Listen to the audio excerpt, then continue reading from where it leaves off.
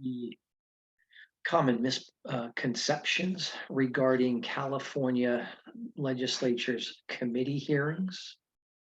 So the first misconception is that because the legislative calendar says that no committees may meet during the last 2 weeks of session, that is applicable across the board.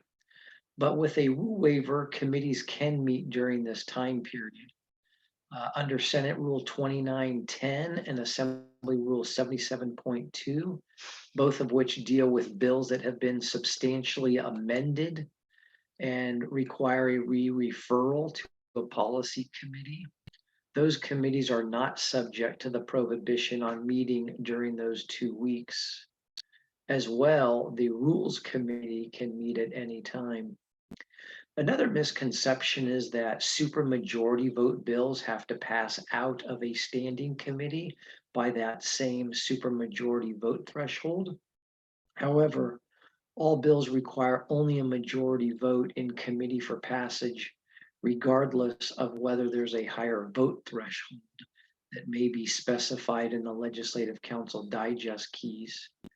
Therefore, the higher vote requirement only applies on the floor of the state Senate or the floor of the state Assembly. Another misconception is that a committee can pass a bill based upon a majority of the committee members present.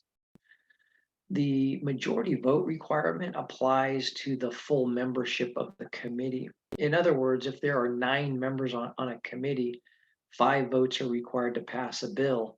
Even if only 7 members are voting on the bill, perhaps due to an abstention or an absence of a missing committee member. Another misconception is that committees can provide nominal public notice when setting a bill for a hearing. But absent a rule waiver pursuant to Joint Rule 62A, any bill to be heard in committee must be noticed in the daily file for at least 4 days, including weekend days. And for a second committee or a third committee referral, the daily file notice is 2 days. Another misconception is that the daily file notice for all committee hearings on bills is the same. But if you look at Joint Rule 62A, each bill in the first committee of reference has to be noticed in the daily file of the Assembly or Senate for 4 days prior to that committee hearing at which the bill is being considered. But as I mentioned before, at a second or subsequent committee of reference, the notice is only 2 days in the daily file, again, absent a rule waiver. Another misconception is that the joint rules related to committee deadlines apply to all 33 Assembly standing committees and all 22 Senate standing committees. That is, in fact, the general rule. However, pursuant to Joint Rule 61F, the Senate Rules Committee and the Assembly Rules Committee are exempt from any of the deadlines. Another misconception is that both the Assembly and Senate fill vacancies on committees for each hearing. Now, the Assembly generally does appoint a replacement member for a committee hearing when a regular member of that committee is absent for the day. That is their custom and practice.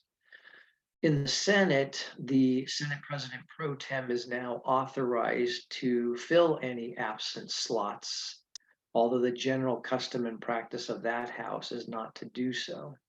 And that's reflective of a very recent rule change. In the past, the Senate Rules Committee never filled any absent slots for committee hearings. Another misconception is only the subject matter of a bill has to be heard in committee for a requirement to be met as to whether or not it was heard. Under Joint Rule 29.5D, the term heard is actually defined to mean that a printed bill with substantially similar language was before the appropriate committee and taken up at a regular or special hearing of the committee during the current legislative recess. Another misconception is that any committee may establish a suspense file for their bills. Until the last half a dozen years, there was no limitation in either house. However, in the state assembly, beginning in the 2017-18 legislative session, only the Appropriations Committee of the Assembly may establish a suspense file, and that's under Assembly Rule 58.2B. Another misconception is that a chair is prohibited from presiding at a committee hearing on a bill for which he or she is the author.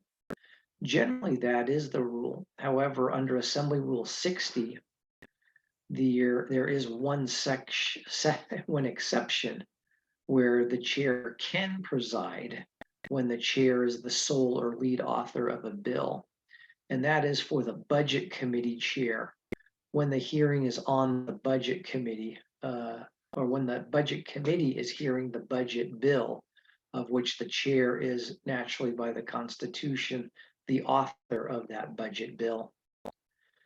Another misconception is that a notice of a meeting of a conference committee has to appear in the daily file of the Assembly or Senate for the same 4-day file notice as all other committee hearings.